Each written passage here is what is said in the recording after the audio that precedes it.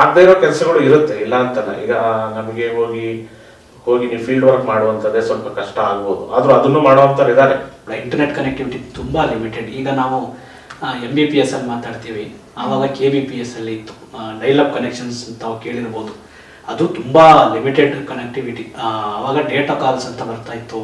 ಅಂದ್ರೆ ಕಾಣುವಂತಹ ವ್ಯಕ್ತಿ ಅಂದರಿಗೆ ಕಂಪ್ಯೂಟರ್ ಟೀಚ್ ಮಾಡಬಹುದು, ಆದರೆ ಅದು ಅಷ್ಟೊಂದು ಎಫಿಷಿಯೆಂಟ್ ಆಗಿ, ಅಂದ್ರೆ ಅಷ್ಟೊಂದು ದಕ್ಷವಾಗಿ ಮಾಡೋಕ್ಕಾಗಲ್ಲ, ಸಮರ್ಥವಾಗಿ ಮಾಡೋಕ್ಕಾಗಲ್ಲ. ಯಾಕೆ ಅಂತಂದ್ರೆ ನಾವು ಕಂಪ್ಯೂಟರ್ನ ಕೇಳಿ ಆಪರೇಟ್ ಮಾಡ್ತೀವಿ. ಇಲ್ಲಿ ಒಂದು ಸವಾಲು ಏನು ಕ್ರಿಯೇಟ್ ಆಗುತ್ತೆ ಅಂತಂದ್ರೆ, ಈಗ ಅವರಿಗೆ ಇವ್ರಿಗೆ ಟೀಚ್ ಮಾಡೋಕೆ ಆಗೋದೇ ಇಲ್ಲ, ಯಾಕಂದ್ರೆ ಅವ್ರಿಗೆ ಅವೇರ್ನೆಸ್ ಇರೋದಿಲ್ಲ. ಸೊ ಅದರಿಂದ ಅವರೇ ಒಂದು ಪ್ರೆಸ್ಯೂಮ್ ಮಾಡ್ಕೊಂಡಿರ್ತಾರೆ, ನಮಗಲ್ಲ. ಸರ್, ಇವಾಗ ಕೆಲಸದ ವಿಚಾರಕ್ಕೆ ಬಂದ್ರೆ, ಕೆಲಸ ತಗೊಳ್ಬೇಕಾದ್ರೆ ಅವಾಗ ಒಂದಷ್ಟು ಕಷ್ಟ ಎದುರಾಗುತ್ತಲ್ವಾ, ಅದ್ರ ಬಗ್ಗೆ? ಹೌದೌದು, ಅದೇ ಬಹಳ ಮುಖ್ಯವಾದಂತದ್ದು. ಏನು ಅಂತಂದ್ರೆ, ಈಗ ಯಾರೇ ಆಗ್ಲಿ, ಈಗ ಒಬ್ಬ ಅಂಧ ಅಥವಾ ಅಂಗವಿಕಲ ಬಂದು ಕೆಲಸ ಕೇಳ್ತಾನೆ ಅಂತಂದ್ರೆ, ನಾನು ನೋಡಿರೋ ಮಟ್ಟಿಗೆ ಜನಕ್ಕೆ ಎರಡು ತರದ ಒಂದು ಪರಿಕಲ್ಪನೆ ಇರುತ್ತೆ. ಪರಿಕಲ್ಪನೆ ಅನ್ನೋಕ್ಕಿಂತ ಒಂದು ತರದ ಒಂದು ಪೂರ್ವಾಗ್ರಹ. ಒಂದೇದೇನು ಅಂತಂದ್ರೆ, ಇವರಿಗೆ ಕೆಲಸ ಆಗಲ್ಲ ಅಂದ್ರೆ ಆಗದೇ ಇರೋ ಕೆಲಸಗಳು ಇರುತ್ತೆ, ಇಲ್ಲ ಅಂತಲ್ಲ. ಈಗ ನಮಗೆ ಹೋಗಿ ನೀವು ಫೀಲ್ಡ್ ವರ್ಕ್ ಮಾಡುವಂಥದ್ದೇ ಸ್ವಲ್ಪ ಕಷ್ಟ ಆಗ್ಬೋದು, ಆದ್ರೂ ಅದನ್ನು ಮಾಡುವಂಥವ್ರು ಇದ್ದಾರೆ. ಅದರಲ್ಲಿ ಅಂಥವ್ರು ಮಾಡೋವಂಥವ್ರು ಇದ್ದಾರೆ, ಅದ್ರ ಬಗ್ಗೆ ಮಾತಾಡೋಣ. ಆದ್ರೂ ಮತ್ತೆ ಇನ್ನೊಂದು ಏನು ಅಂತಂದ್ರೆ, ಮತ್ತೆ ಕೆಲವರಿಗೆ ಭಾವನೆ ಇರುತ್ತೆ ಅಂದ್ರೆ, ಇವರು ತಪ್ಪು ಮಾಡಿದ್ರೆ ಇವರಿಗೆ ಒಂದು ಫೀಡ್ಬ್ಯಾಕ್ ಅಂತ ಹೇಳ್ತಾರೆ. ಅಂದ್ರೆ ಫೀಡ್ಬ್ಯಾಕ್ ಅಂತಂದ್ರೆ ಇವರಿಗೆ ಸರಿ ತಪ್ಪನ್ನ ಹೇಳುವಂಥದ್ದು, ಯಾವ ತರ ಹೇಳ್ಬೇಕು, ಹೇಳಿದ್ರೆ ಅವ್ರಿಗೆ ಒಂದು ಅವ್ರನ್ನ ನಾವು ನೊಂದ್ಕೊಡೋ ಹಾಗೆ ಮಾಡ್ತೀವಿ ಏನೋ, ಅಂದ್ರೆ ಅವ್ರಿಗೆ ಹರ್ಟ್ ಮಾಡ್ಬಿಡ್ತೀವಿ ಏನೋ ಅಂತ ಹೇಳ್ಬಿಟ್ಟು ಈ ತರ ಯೋಚನೆ ಮಾಡ್ತಾರೆ. ಆದ್ರೂ ಕೂಡ ಕೆಲವೊಂದು ಸಂಘ ಸಂಸ್ಥೆಗಳು ಇದ್ರ ಬಗ್ಗೆ ಜಾಗೃತಿ ಮೂಡಿಸುವಂತ ಕೆಲಸ ಮಾಡ್ತಾ ಇದೆ. ನಾನು ಇಂಗ್ಲಿಷ್ MA ಮಾಡಿದೆ ಅಂತ ಹೇಳಿದೆ ನಿಮಗೆ, ಮಾಸ್ಟರ್ಸ್ ಇನ್ ಆರ್ಟ್ಸ್. ಆಮೇಲೆ NET ಆಗಿತ್ತು. ಆಮೇಲೆ ನಾನು ಲೆಕ್ಚರ್ ಕೆಲಸಕ್ಕೆ ಹೋಗ್ಬೇಕಾಗಿತ್ತು, ಜೂನಿಯರ್ ಕಾಲೇಜ್ PUC. ನನಗೆ ಸುಮಾರು ಜನ ನೋಡಿದ್ದೆ, ಅದರಲ್ಲಿ ಸುಮಾರು ಜನ ಇದ್ದಾರೆ ಲೆಕ್ಚರರ್ಸ್, ಪ್ರೊಫೆಸರ್ಸ್ ಆಗಿರೋರು.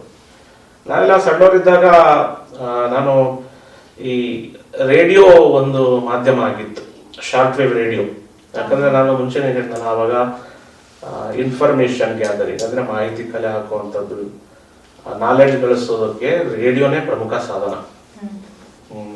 ಆ ರೇಡಿಯೋದಲ್ಲಿ ಎಸ್ಪೆಷಲಿ ಈ ಇಂಟರ್ನ್ಯಾಷನಲ್ ರೇಡಿಯೋ ಚಾನಲ್ಗಳು, BBC ವರ್ಲ್ಡ್ ಸರ್ವಿಸ್ ತಗೋದು, Australian broadcasting corporation, Canadian broadcasting corporation, radio Netherlands, ಈ ತರ ಅಂತಾರಾಷ್ಟ್ರೀಯ ಈ ರೇಡಿಯೋ ಚಾನಲ್ಗಳನ್ನ ಕೇಳಿಬಿಟ್ಟು ಅದರಿಂದ ನನ್ನ ಇಂಗ್ಲಿಷ್ ಕೂಡ ಇಂಪ್ರೂವ್ ಆಯ್ತು. ಆಮೇಲೆ ಇಂಗ್ಲಿಷ್ ಒಂದು ವಿಶ್ವ ಭಾಷೆ ಆಗಿರೋದ್ರಿಂದ ಅಲ್ಲಿ ಬರುವಂತ ಮಾಹಿತಿಗಳು ನನಗೆ ವಿಶ್ವದ ವಿದ್ಯಮಾನಗಳೆಲ್ಲ ಅರ್ಥ ಆಯ್ತು. ಅವಾಗ ಇಂಗ್ಲಿಷ್ ಕಲಿತು ನಾನು 6-7ನೇ ಕ್ಲಾಸಿಂದ ಈ ತರ ಮಾಡ್ತಾ ಇದ್ದೆ. ಅಲ್ಲಿಂದ ನಾನು ಏನ್ ಕಲ್ತಿದ್ದೆ ಅದೇ ಮುಂದೆ ಕಂಪ್ಯೂಟರ್ ಬಂದ ಮೇಲೆ ಅದು ತುಂಬಾ ಹೆಲ್ಪ್ ಆಯ್ತು. ಈ ಇಂಗ್ಲಿಷ್ ಇದೊಂದು ಪ್ಲಸ್ ಪಾಯಿಂಟ್ ನನಗೆ. ಏನಂತಂದ್ರೆ ಇಂಗ್ಲಿಷ್ ಕಮ್ಯುನಿಕೇಶನ್ ಸ್ಕಿಲ್ಸ್ ನನಗೆ ತುಂಬಾ ಚೆನ್ನಾಗಿತ್ತು. ಸೊ ನಾನು ಇದನ್ನ ಬಳಸ್ಕೊಂಡು ಕಂಪ್ಯೂಟರ್ನು ಕೂಡ ಕಲಿತು. ಯಾಕೆಂದ್ರೆ ಡಿಜಿಟಲ್ ಲಿಟ್ರಸಿ ಅಂತ ಹೇಳ್ತಾರೆ. ಈಗ digital literacy is very important. ಈಗ ಏನಂತಂದ್ರೆ అందರಿಗೆ ಈ ಕಂಪ್ಯೂಟರ್ ನಾಲೆಡ್ಜ್ ಅಂತ ಏನಿದೆ, ಡಿಜಿಟಲ್ ಲಿಟ್ರಸಿ, ಕಂಪ್ಯೂಟರ್ ಸಾಕ್ಷರತೆ ಅಂತ ಏನ್ ಹೇಳ್ತೀರಿ, ಅದು ಬಹಳ ಮುಖ್ಯ. ಯಾಕೆ ಅಂತಂದ್ರೆ ಎರಡು ಕಾರಣ. ಒಂದು, ಅದರಿಂದ ಅವರ ಒಂದು ಸ್ವತಂತ್ರವಾಗಿ ಕೆಲಸ ಮಾಡುವಂತ ಒಂದು ಅನುಕೂಲ ಆಗುತ್ತೆ. It helps them to work independently. ಮತ್ತೆ ಇನ್ನೊಂದೇನು ಅಂತಂದ್ರೆ ಇದರಿಂದ ನಮಗೊಂದು ದಕ್ಷತೆ ಬರುತ್ತೆ. ಯಾಕೆ ಅಂತಂದ್ರೆ ಇನ್ನೊಬ್ರು ಕೂಡ ಈಗ IT ಅನ್ನೋದು ಮಾಹಿತಿ ತಂತ್ರಜ್ಞಾನದಲ್ಲೇ ಇಲ್ಲ, ಆಲ್ಮೋಸ್ಟ್ 60 to 70% ಓದೋರೆಲ್ಲ ಇಲ್ಲ IT ಎಂಜಿನಿಯರ್ಸ್ ಆಗ್ತಾರೆ. ಅದು ನೆಟ್ವರ್ಕ್ ಇಂಜಿನಿಯರ್ ಅನ್ಬೋದು, ನೀವು ಸಾಫ್ಟ್ವೇರ್ ಡೆವಲಪ್ಮೆಂಟ್ ಇಂಜಿನಿಯರ್ ಅನ್ಬೋದು, ನೆಟ್ವರ್ಕ್ ಇಂಜಿನಿಯರ್ ಅನ್ಬೋದು, ಏನಾದ್ರೂ ಆಗ್ಲಿ IT ಅನ್ನುವಂಥದ್ದು ಒಂದು ಲಾರ್ಜ್ ಡೊಮೇನ್, ದೊಡ್ಡ ಕ್ಷೇತ್ರ. ಸೊ ನಾವು ಇಬ್ರು ಕೂಡ ನಾವು ಕಂಪ್ಯೂಟರ್ನ ಆಕ್ಚುಲಿ ನಮಗೆ ಕಂಪ್ಯೂಟರ್ ತಗೊಳ್ಳುವ ಕೊಡಿಸಿ ಅಂತ ನಮ್ಮ ಪೇರೆಂಟ್ಸ್ ಕೇಳಿದಾಗ ನಮಗೆ ಆವಾಗ ಕಂಪ್ಯೂಟರೇ ಬರ್ತಾ ಇರಲಿಲ್ಲ. ನಾವು ಏನ್ ಮಾಡಿದ್ವಿ, ನಮ್ಮ ಸ್ವಪ್ರಯತ್ನದಿಂದ ಮತ್ತೆ ಸೆಲ್ಫ್ ಎಕ್ಸ್ಪ್ಲೋರೇಷನ್ ಮತ್ತೆ ಸೆಲ್ಫ್ ಲರ್ನಿಂಗ್ ಅಂತ ಹೇಳ್ತೀವಿ. ಯಾಕೆ ಅಂತಂದ್ರೆ ಅಂದರಿಗೆ ಕಂಪ್ಯೂಟರ್ ಟೀಚ್ ಮಾಡುವಂಥವ್ರು ತುಂಬಾ ಕಡಿಮೆ. ಈಗ ಒಬ್ಬ ಅಂದ್ರೆ ಕಾಣುವಂತಹ ವ್ಯಕ್ತಿ ಅಂದರಿಗೆ ಕಂಪ್ಯೂಟರ್ ಟೀಚ್ ಮಾಡಬಹುದು, ಆದ್ರೆ ಅದು ಅಷ್ಟೊಂದು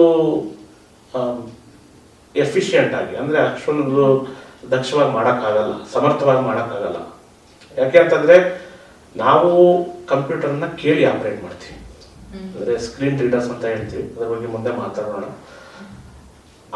ನಾವು ಕಂಪ್ಯೂಟರ್ ಅನ್ನ ಕಲಿತು ಕಲಿಬೇಕಾದ್ರೆ ನನಗೆ ಅರ್ಥ ಆಯ್ತು, ಈ ಕಂಪ್ಯೂಟರ್ ಅನ್ನ ಕಲ್ತ್ಕೊಂಡು ಅದ್ರ ಬಗ್ಗೆ ನನಗೆ ಆಸಕ್ತಿ ಮೂಡ್ತು. ಆವಾಗ ನಾನು ಇಂಗ್ಲಿಷ್ ಲಿಟ್ರೇಚರ್ ಏನು ಓದ್ತಾ ಇದ್ದೆ. MA ಮುಗಿದ ಮೇಲೆ ನಾನು ಗೌರ್ಮೆಂಟ್ ಕೆಲಸಕ್ಕೂ ಅಪ್ಲೈ ಮಾಡಿದೆ. ಅಪ್ಲೈ ಮಾಡಿದಾದ್ಮೇಲೆ ಗೌರ್ಮೆಂಟ್ ಕೆಲಸಗಳು ಪರೀಕ್ಷೆಗಳು ನಿಮಗೆ ಗೊತ್ತಿದೆ, ಏನಾಗುತ್ತೆ ಅಂದ್ರೆ ನಾವು ಪರೀಕ್ಷೆ ಕೊಟ್ಟಿರ್ತೀವಿ, ಅದು ರಿಸಲ್ಟ್ ಬರೋಷ್ಟು ನಮಗೆ ಮರ್ತೇ ಹೋಗಿರುತ್ತೆ ಪರೀಕ್ಷೆ ಕೊಟ್ಟಿದ್ವಿ ಅಂತೇಳಿ. ಅಷ್ಟೊಂದು ಒಂದು ತಡ ಇರುತ್ತೆ, ಅಲ್ಲಿ ಡಿಲೇ ಇರುತ್ತೆ. ಆ ಮಧ್ಯದಲ್ಲಿ ನನಗೆ ಕಂಪ್ಯೂಟರ್ ಆಸಕ್ತಿ ಇತ್ತು. ನಾವು ಗೌರ್ಮೆಂಟ್ ಕೆಲಸ ಸಿಗೋವರೆಗೂ ನಾವು IT ಅಲ್ಲಿ ಒಂದು ಅವಕಾಶ ಸಿಕ್ಕುತ್ತಾ ನೋಡೋಣ, ಒಂದು ಪ್ರಯತ್ನ ಮಾಡೋಣ ಅಂತೇಳಿ ಎನೇಬಲ್ ಇಂಡಿಯಾ ಅಂತ ಒಂದು ಆರ್ಗನೈಸೇಷನ್ ಇದೆ, ಅಲ್ಲಿ ಹೋಗಿ ನಾನು ಒಂದು ಬೇಕಾದಂತ ಒಂದು ಟ್ರೈನಿಂಗ್ ತಗೊಂಡು ತರಬೇತಿ ತಗೊಂಡೆ. ಸೊ ಅವರು ರೆಕಗ್ನೈಸ್ ಮಾಡಿದ್ರು, ನನ್ನನ್ನು ಗುರುತಿಸಿದ್ರು. ಅಂದ್ರೆ ನನ್ನ ಹತ್ರ ಒಂದು ಔಪಚಾರಿಕವಾಗಿ ಯಾವುದೇ ಒಂದು ಪದವಿ, ಕಂಪ್ಯೂಟರ್ ಪದವಿ ಇಲ್ಲದೆ ಹೋದ್ರು ನಾವು ಆ ಮಾಹಿತಿ ತಂತ್ರಜ್ಞಾನದಲ್ಲಿ, ಸಾಫ್ಟ್ವೇರ್ ಕ್ಷೇತ್ರದಲ್ಲಿ ಮುಂದುವರಿಯೋದಕ್ಕೆ ಒಂದು ಸಾಧ್ಯತೆ ಇದೆ, ಆ ಸಾಮರ್ಥ್ಯ ಇದೆ ಅಂತೇಳಿ ಗುರುತಿಸಿ ನನ್ನ ಸಿಸ್ಕೋ ಕಂಪನಿಯಲ್ಲಿ ಅವರು ರೆಫರ್ ಮಾಡಿದ್ರು. ಸಿಸ್ಕೋದಲ್ಲಿ ನಾನು ಹೋಗಿ 1 ವರ್ಷ ಸೇರಿ ಅಲ್ಲಿ CCNA ಅಂತ ಬರುತ್ತೆ, Cisco certified network associate, Cisco certified network professional 2012ರಿಂದ ಸಿಸ್ಕೋದಲ್ಲಿ ಕೆಲಸ ಮಾಡ್ತಾ ಇದ್ದೀನಿ ನಾನು. ಸರ್ ತಾವು ಹೇಳೋದಾದ್ರೆ ಆಕ್ಚುಲಿ ನನ್ನ ಒಂದು ಪ್ಯಾಷನ್ ಹೇಗೆ ಬಂತು IT ಅಂತಂದ್ರೆ, ಇವ್ರು ಹೇಳಿದ ಹಾಗೆ ನಾವಿಬ್ರು ರೂರಲ್ ಬ್ಯಾಕ್ಗ್ರೌಂಡ್ ಇಂದ ಬಂದ್ವಿ. ಆಮೇಲೆ ಬಹಳ ಮುಖ್ಯವಾಗಿ ಯಾವಾಗ ಒಂದು ಲಿಮಿಟೆಡ್ ನೆಟ್ವರ್ಕ್ ಫೆಸಿಲಿಟಿನೂ ಕೂಡ, ಇಂಟರ್ನೆಟ್ ಕನೆಕ್ಟಿವಿಟಿ ತುಂಬಾ ಲಿಮಿಟೆಡ್. ಈಗ ನಾವು MBPS ಅಲ್ಲಿ ಮಾತಾಡ್ತೀವಿ, ಆವಾಗ KBPS ಅಲ್ಲಿ ಇತ್ತು, ಡೈಲಪ್ ಕನೆಕ್ಷನ್ಸ್ ತಾವು ಕೇಳಿರ್ಬೋದು. ಅದು ತುಂಬಾ ಲಿಮಿಟೆಡ್ ಕನೆಕ್ಟಿವಿಟಿ. ಆವಾಗ ಡೇಟಾ ಕಾಲ್ಸ್ ಅಂತ ಬರ್ತಾ ಇತ್ತು, ಬರೀ ರಾತ್ರಿ ಮಾತ್ರ ಇಂಟರ್ನೆಟ್ ಯೂಸ್ ಮಾಡಬೇಕಿತ್ತು ನಾವು. ಸಂಚಾರ ನೆಟ್ ಅಂತ ಹೇಳ್ತಾ ಇದ್ವಿ, BSNL 7.5 ನಿಮಿಷಕ್ಕೊಂದು ಕಾಲ, ಆ ಕಾಲದಿಂದ ನಾವು ಇಂಟರ್ನೆಟ್ ಯೂಸ್ ಮಾಡ್ತಾ ಇದ್ವಿ. 2006ರಿಂದ ಇಂಟರ್ನೆಟ್ನ ಒಂದು ಕನೆಕ್ಟಿವಿಟಿ ನಾವು ಪಡ್ಕೊಂಡು ಅವಾಗ ಸಿಸ್ಟಮ್ ಕಂಪ್ಯೂಟರ್ ತಗೊಂಡು. ಸೊ ಅಲ್ಲಿ ನಮಗೆ ಬಹಳ ಮುಖ್ಯವಾಗಿ ಈಗ ಹೇಳಿದ ಹಾಗೆ ನಮಗೆ ಕಲಿಸೋರು ಯಾರು ಇರಲಿಲ್ಲ, ಸೆಲ್ಫ್ ಲರ್ನಿಂಗ್ ಇತ್ತಲ್ಲ. ಸೊ ಅದ್ರಲ್ಲಿ ನನಗೊಂದು ಪ್ಯಾಷನ್ ಏನು ಬಂತು ಅಂತಂದ್ರೆ, IT ನಲ್ಲಿ ನಾವೇನಾದ್ರೂ ಒಂದು ನಮ್ಮದೇ ಆದ ಒಂದು ಛಾಪನ್ನು ಮೂಡಿಸಿದ್ರೆ ಸಮಾಜದಲ್ಲಿ ಬಹಳಷ್ಟು ನಮ್ಮಂದವರು ಕೂಡ ಇರ್ತಾರೆ. ಸೊ ಅವ್ರಿಗೂ ಕೂಡ ಒಂದು ಏನಾದರೂ ಒಂದು ನಮ್ಮಿಂದ ಏನಾದರೂ ಒಂದು ಪ್ರಯೋಜನ ಆಗ್ಬೋದಲ್ಲ, ಉಪಯೋಗ ಆಗ್ಬೋದಲ್ವ ಅಂತ ಹೇಳ್ಬಿಟ್ಟು ನಾನು ಆ್ಯಕ್ಚುಲಿ ಮೈಸೂರಿನಲ್ಲಿ JSS polytechnic for the differently abled ಅಂತ ಇದೆ. PUC ಆದ ನಂತರ ಒಂದು ಡಿಪ್ಲೊಮಾ ಕೋರ್ಸಿಗೆ ನಾನು ಸೇರ್ಕೊಂಡೆ. ಅದೊಂದು special course, computer applications for the visual impaired ಅಂತೇಳಿ. ಬಟ್ ದುರದೃಷ್ಟವಶಾತ್ ಕೋರ್ಸ್ ಅಷ್ಟು ಒಂದು, ಯಾಕಂದರೆ ಅದರಲ್ಲಿ ಏನಾಗಿತ್ತು ಅಂತಂದರೆ ಬಹಳಷ್ಟು ಒಂದು ಎಕ್ಸ್ಪೆರಿಮೆಂಟ್ ಅಂತ ಹೇಳ್ತಾರಲ್ಲ, ಆ ಒಂದು ಮಟ್ಟದಲ್ಲಿ ಸ್ಟಾರ್ಟ್ ಆಯಿತು. ಅಲ್ಲಿ ತಾಂತ್ರಿಕವಾಗಿ ಏನು ಹೇಳ್ಕೊಳ್ಳೋ ರೀತಿಯಲ್ಲಿ ಇರಲಿಲ್ಲ. ಸೊ ಒಂದು ವಾಣಿಜ್ಯದ ಒಂದು ವಿಷಯಗಳ ಒಂದು ಪರಿಚಯ ಆಯಿತು. ಮತ್ತು ಬಹಳ ಮುಖ್ಯವಾಗಿ ನೋಡಿ, ಈ ಥರದ ಒಂದು ಕೋರ್ಸ್ಗಳು ಅಂತ ಮಾಡಿದಾಗ ಜಾಬ್ ಓರಿಯೆಂಟೇಷನ್, ತುಂಬ ಜಾಬ್ ಓರಿಯೆಂಟೆಡ್ ಆಗಿರಬೇಕು, ಅದು ಕೂಡ ಇಂಪಾರ್ಟೆಂಟ್ ಅಲ್ಲ. ಸೊ ಹಾಗಾಗಿ ಸಡನ್ ಆಗಿ ಸಾಫ್ಟ್ವೇರ್ ಕಾನ್ಸೆಪ್ಟ್ಗಳನ್ನು ಇಂಟ್ರೊಡ್ಯೂಸ್ ಮಾಡಿದ್ರು ಆ ಒಂದು ನುರಿತ ಒಂದು ಏನು ಅಧ್ಯಾಪಕರುಗಳು ಕೂಡ ಬೇಕಾಗುತ್ತೆ. ಈಗ ಇವ್ರು ಹೇಳಿದಾಗೆ ಕಂಪ್ಯೂಟರ್ನ ಒಬ್ಬ, ಯಾಕಂದರೆ ನಾನು ನನ್ನ ಸಿಸ್ಕೋಗಿಂತ ಮುಂಚೆ ನಾನು ಒಬ್ಬ ಕಂಪ್ಯೂಟರ್ ಇನ್ಸ್ಟ್ರಕ್ಟರ್ ಆಗಿ ನಾನು ಹೊರಗಡೆ ಕೆಲಸ ಮಾಡಿದ್ದೆ. ಸೊ ಅಲ್ಲಿ ಒಂದು ಪ್ರಸಂಗ ಹೇಗೆ ಬಂತು ಅಂತಂದರೆ, ಅಲ್ಲಿ ಅಂಧ ಮಕ್ಕಳ ಜೊತೆಗೆ ಒಂದಷ್ಟು ಬಡ ಯಾರೇ ಆದ್ರೂ ಒಂದು ಏನು ದೃಷ್ಟಿಹೀನ ಮತ್ತು ದೃಷ್ಟಿ ಉಳ್ಳವ್ರಿಗೂ ಕೂಡ ಬಡ ವಿದ್ಯಾರ್ಥಿಗಳನ್ನ ತಗೊಳ್ತಿದ್ವಿ. ಸೊ ಅಲ್ಲಿ ಒಂದಷ್ಟು ಜನಕ್ಕೆ ಟೀಚ್ ಮಾಡೋಕ್ಕೆ ಒಂದು ಸನ್ನಿವೇಶ ಬಂತು. ಸೊ ನೀವೇ ಟೀಚ್ ಮಾಡಿ ಹೇಗೆ ಮಾಡ್ತೀರಾ ಅಂತ ಅಂದಾಗ ಸೊ ನನಗೆ ಅವಾಗ ಅರ್ಥ ಆಯ್ತು. ಯಾಕಂದರೆ ಈಗ ತಮಗೆ ನಾವು ಟೀಚ್ ಮಾಡಬೇಕು ಅಂತಂದರೆ ಅಲ್ಲಿ ಕ್ಲಿಕ್ ಮಾಡಿ ಒಂದು ಐಕಾನಿಕ್ ಸಿಂಬಲ್ ಏನಿರುತ್ತೆ ಅದನ್ನು ಹೇಳಬೇಕು. ಆದರೆ ಒಬ್ಬ ದೃಷ್ಟಿಹೀನರಿಗೆ ಟೀಚ್ ಮಾಡಬೇಕು ಅಂತಂದರೆ ಭಾಳ ಮುಖ್ಯವಾಗಿ ಸ್ಕ್ರೀನ್ ರೀಡರ್ ಅಂತ ಒಂದು ಸ್ಪೆಷಲ್ ಯುಟಿಲಿಟಿ ಬರುತ್ತೆ, ಅದೊಂದು ಸ್ಪೆಷಲ್ ಸಾಫ್ಟ್ವೇರ್. ಸೊ ಅದು ಭಾಳ ಮುಖ್ಯವಾಗಿ ಕೀಬೋರ್ಡ್ ಓರಿಯೆಂಟೆಡ್ ಆಗಿರುತ್ತೆ. ಸೊ ಏನೇ ಒಂದು ಆಪ್ರೇಟ್ ಮಾಡಬೇಕು ಅಂತಂದರೆ ಅದು command oriented, keyboard command oriented ಆಗಿರುತ್ತೆ. ಸೊ ಹಾಗಾಗಿ ಕಮ್ಯಾಂಡ್ಗಳನ್ನು ಅರ್ಥ ಮಾಡ್ಕೊಂಡಿರಬೇಕು. ಮತ್ತು ಕೀ ಸ್ಟ್ರೋಕ್ಸ್ ಅಂತ ಹೇಳ್ತೀವಿ, ಸಿಂಗಲ್ ಕೀ ಮತ್ತು ಕೀ ಸ್ಟ್ರೋಕ್ ಅಂತೇಳಿ ಬರುತ್ತೆ.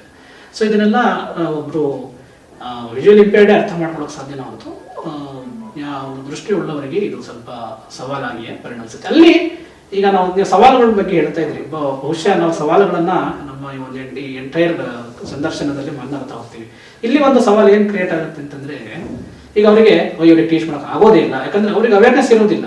ಸೊ ಅದರಿಂದ ಅವರೇ ಒಂದು ಪ್ರೆಸ್ಯೂಮ್ ಮಾಡ್ಕೊಂಡಿರ್ತಾರೆ, ನಮಗೆಲ್ಲ ಅದು ಅವ್ರದೇ ಲಿಮಿಟೇಷನ್ ಅಂತ ಅನ್ಕೊಂಡ್ಬಿಡ್ತಾರೆ. ಆ್ಯಕ್ಚುಲಿ ಲಿಮಿಟೇಷನ್ ಅವ್ರದ್ದಿರುತ್ತೆ, ಇವ್ರದ್ದು ಲಿಮಿಟೇಷನ್, ವಿಜುವಲ್ ಇಂಪೇರ್ಡ್ ಲಿಮಿಟೇಷನ್ ಅಂತ ಅನ್ಕೊಂಡ್ಬಿಡ್ತಾರೆ. ಸೊ ಹಾಗೆ ನನ್ನ ಒಂದು ಡಿಪ್ಲೊಮಾ ಮುಗಿದ ಮೇಲೆ 2010ರಲ್ಲಿ ನಾನು ಒಂದು ಗದಗ್ನಲ್ಲಿ ಸಮರ್ಥನ ಟ್ರಸ್ಟ್ ಡಿಸೇಬಲಿಟಿ ಕೇಳಿರ್ಬೋದು, ಅದರ ಒಂದು ಹೊಸದಾಗಿ ಶಾಖೆ ಗದಗ್ನಲ್ಲಿ ಸ್ಟಾರ್ಟ್ ಆಯಿತು. ಸೊ ಅಲ್ಲಿ ನಾನು ಕಂಪ್ಯೂಟರ್ ಟೀಚರ್ ಆಗಿ 2 ವರ್ಷ ಕೆಲಸ ಮಾಡಿದೆ. ಸೊ ಅಲ್ಲಿ ಭಾಳ ಮುಖ್ಯವಾಗಿ ನಮಗಾದರೂ ಒಂದು ಬ್ರೇಲ್ ಲಿಪಿ, ಒಂದು ಬ್ಲೈಂಡ್ ಸ್ಕೂಲಲ್ಲಿ ನಾವು ವ್ಯಾಸಂಗ ಮಾಡಲಿಕ್ಕೆ ಅವಕಾಶ ಸಿಕ್ತು, ಒಳ್ಳೆಯ ಶಿಕ್ಷಕರುಗಳು ಸಿಕ್ಕಿದ್ರು.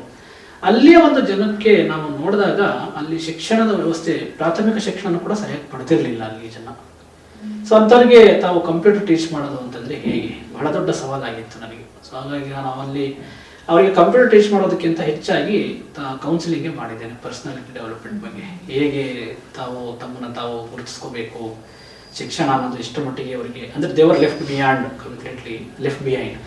ಸೊ ಅಲ್ಲಿ ಆವಾಗ ಅವರಿಗೆ ನಾನು ಕೌನ್ಸಿಲಿಂಗ್ ಮಾಡಿ ಸ್ವಲ್ಪ ಅದನ್ನು ಯುಟಿಲೈಸ್ ಮಾಡ್ಕೊಂಡು ಒಂದಷ್ಟು ಜನ ಮುಂದೆ ಬಂದು ಈಗ ಜಾಬ್ನಲ್ಲೂ ಇದ್ದಾರೆ. ಬಟ್ ಅನ್ಫಾರ್ಚುನೇಟ್ಲಿ ಪರಿಸ್ಥಿತಿ ಇನ್ನೂ ಕೂಡ ನಿಗೂಢವಾಗಿಯೇ ಇದೆ ನಮ್ಮ ರೂರಲ್ ಬ್ಯಾಕ್ಗ್ರೌಂಡಲ್ಲಿ. ಸೊ ತದನಂತರ ಈಗ ಇವರು 2012 ಏನು ಸಿಸ್ಕೋ ಜಾಯಿನ್ ಆಗಿದ್ರು. ಸೊ ಅಲ್ಲಿ ಇವರ ಒಂದು ಇಂಪ್ಯಾಕ್ಟನ್ನು ನೋಡಿ ಇನ್ನೊಂದಷ್ಟು ನನ್ನ ತಗೊಳ್ಬೇಕು ಅಂಥೇಳಿ, ಈಗ ತಾವು ಹೇಳಿದ್ರಿ ಕೆಲಸದ ಒಂದು ಏನು ಕೊಡಬೇಕು ಅಂತಂದರೆ ಭಾಳ ಮುಖ್ಯವಾಗಿ ನಮ್ಮೊಂದು ಪ್ಲಾಟ್ಫಾರ್ಮ್ ಸಿಗಬೇಕು. ಆ ಪ್ಲಾಟ್ಫಾರ್ಮ್ ಅನ್ನೋದು ತುಂಬ ಇಂಪಾರ್ಟೆಂಟ್ ಆಗಿರುತ್ತೆ. ಯಾಕಂದರೆ ಅಲ್ಲಿ ಒಂದು ಲೀಡರ್ಶಿಪ್ ಟೀಮ್ ಹೇಗಿರುತ್ತೆ, ನಮ್ಮನ್ನು ಹೇಗೆ ರೆಕಗ್ನೈಸ್ ಮಾಡ್ತಾರೆ, ನಮ್ಮ ಇಂಪ್ಯಾಕ್ಟನ್ನು ಅವ್ರು ಹೇಗೆ ಗುರುತಿಸ್ತಾರೆ. ಸೊ ಇವರು ಒಂದು ಬಿಸ್ನೆಸ್ ಇಂಪ್ಯಾಕ್ಟನ್ನು ನೋಡಿದಾಗ ಇನ್ನೊಂದಷ್ಟು ನಾನು ಹೈಯರ್ ಮಾಡಬೇಕು ಅಂತಂದಾಗ 2014ನಲ್ಲಿ ನಾನು ಸಿಸ್ಕೋ ಜಾಯಿನ್ ಆದೆ. ಸೊ 2014ನಲ್ಲಿ ಅಲ್ಲಿಂದ ಒಂದು 3 ವರ್ಷ ಒಂದು ಟೀಮ್ನಲ್ಲಿ ಕೆಲಸ ಮಾಡಿ 2017ನಲ್ಲಿ ನಾನು ಒಂದು IT ಡಿಪಾರ್ಟ್ಮೆಂಟಲ್ಲಿ ಈಗೇನು ಟೆಕ್ನಿಕಲ್ ಸಿಸ್ಟಮ್ ಇಂಜಿನಿಯರ್ ಕೆಲಸ ಮಾಡ್ತಿದ್ದೀನಿ. ಆ ಒಂದು ಟೀಮ್ನಲ್ಲಿ 10 ವರ್ಷದಿಂದ ಈ ಒಂದು ಕೆಲಸ ನಡೀತಾ ಇದೆ.